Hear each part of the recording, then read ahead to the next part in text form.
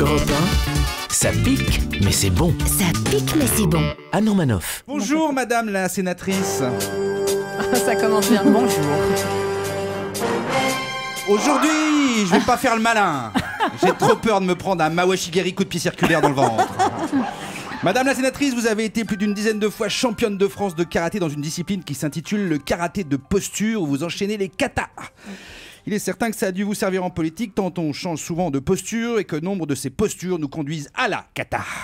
Alors madame la sénatrice, vous êtes née au début des années 70 dans une petite ville du département de l'Eure et vous avez passé un BTS de commerce international puis commencé à travailler dans le privé avant de reprendre courageusement vos études afin de faire Sciences Po, Elena, promotion Bruce Lee ou Jackie Chan, je ne sais plus. Non, Cyrano de Bergerac. Cyrano de Bergerac, Ouais. c'est un karatéka aussi? Non.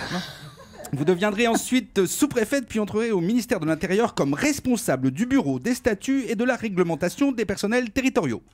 Ça fait envie. 8 ans d'études pour ça. Est-ce que ça valait vraiment le coup? Entre 2004 et 2006, vous êtes directrice de cabinet de Nicolas Sarkozy, le Chuck Norris de Neuilly, au Conseil général des Hauts-de-Seine, puis reviendrez à Beauvau, toujours avec Nicolas Sarkozy, comme conseillère au développement durable. Apparemment, personne n'écoutait vos conseils, car on ne peut pas dire que l'ancien chef de l'État ait connu un développement très durable. Vous êtes aussi en charge d'écrire les discours du ministre de l'Intérieur, particulièrement ceux qui concernent l'écologie. Après la victoire de 2007, vous entrez à l'Élysée comme conseillère et c'est vous qui êtes chargé de mettre sur pied ce qui deviendra le Grenelle de l'environnement. Enfin, en 2009, la consécration, vous devenez secrétaire d'État chargé de l'écologie dans le gouvernement de François Fillon en remplacement de NKM. Vous parlez alors d'une écologie de droite.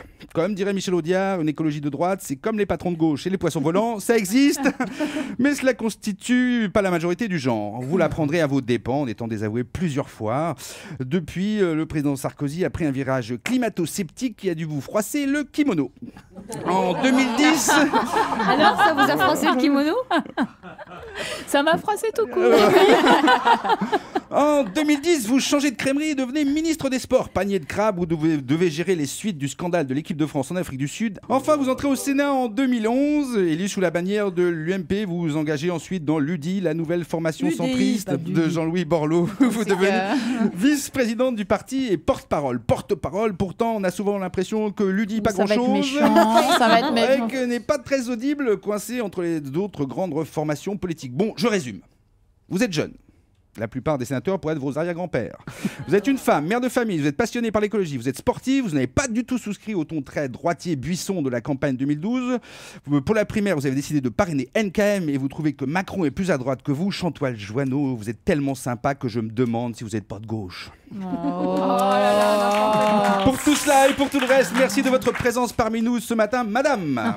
Europe 1, ça pique mais c'est bon.